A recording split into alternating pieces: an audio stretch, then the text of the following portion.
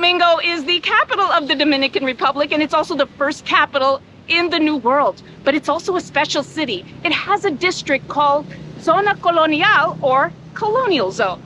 We're at the Fortaleza Ozama. It's the oldest fortress in the Americas. It was built to protect the city from the English, French, and Dutch. It was used as a prison for pirates and even politicians. And if you take a close look at the doors, you may see some bullet holes. That's from the fighting during the Dominican Civil War of 1965. Maybe the best part of the colonial zone is just wandering around, getting lost, checking out the latest place to eat, drink coffee, shop, maybe take a great pic. Here in Santo Domingo, you have the oldest of everything, as we've mentioned before, including the oldest cathedral in the New World. It's called the Cathedral of Santa Maria la Menor. Construction was completed in 1550. It's an excellent example of 16th century Spanish colonial architecture. Christopher Columbus wanted to be buried in Santo Domingo, maybe because he described the country as the most pleasant place on earth, or maybe because his brother Bartholomew founded the city. But his remains are actually in Seville, Spain, according to DNA testing. There's no shortage of attractions here in Santo Domingo, as you have seen. Behind me, it used to be home of Diego Columbus. Diego was the son of Christopher Columbus. This is known as the Alcazar de Colon. It's the first fortified European palace built in the Americas. But in 1586, Sir Francis Drake, the famous English pirate, pretty much sacked the place. And eventually the palace, the Alcazar, was abandoned and fell into ruins.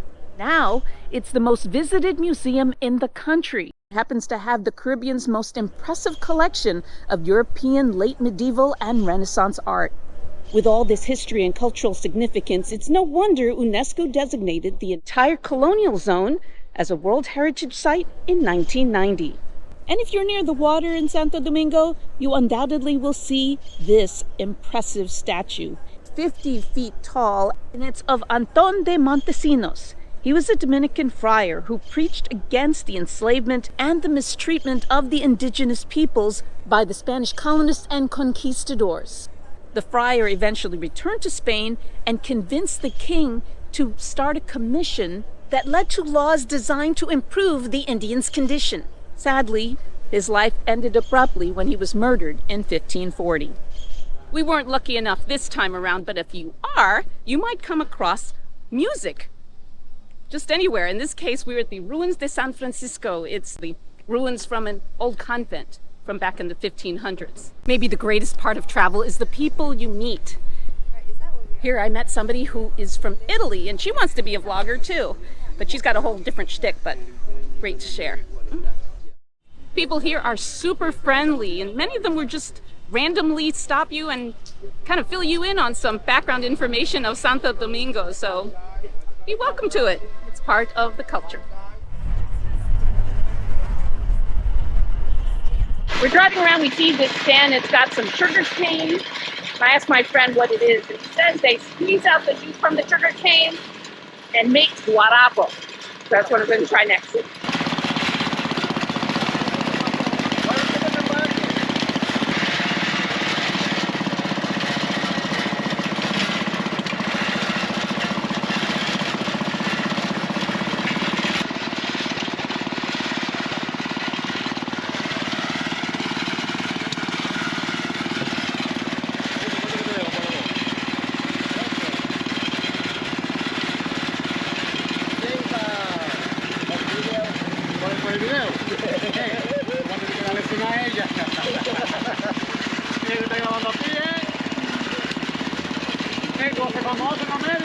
Right, so here's my first taste of, what is it called? Guarapo. Guarapo. Okay. All right, here's my first taste of Guarapo.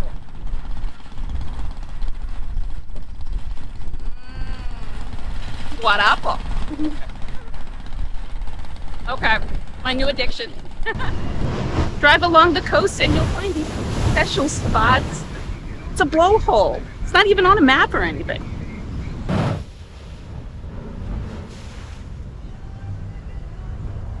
Travel is about those impromptu experiences, not on a tour, like having some fresh mango off a cart, having an El Presidente, and maybe being treated to the sounds of a blowhole.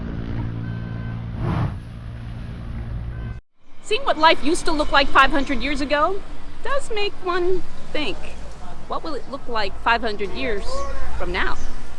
Thanks for joining me on Mary Goes Round the World. And I can't stress it enough, walking around Santo Domingo is no joke. And this becomes your best friend.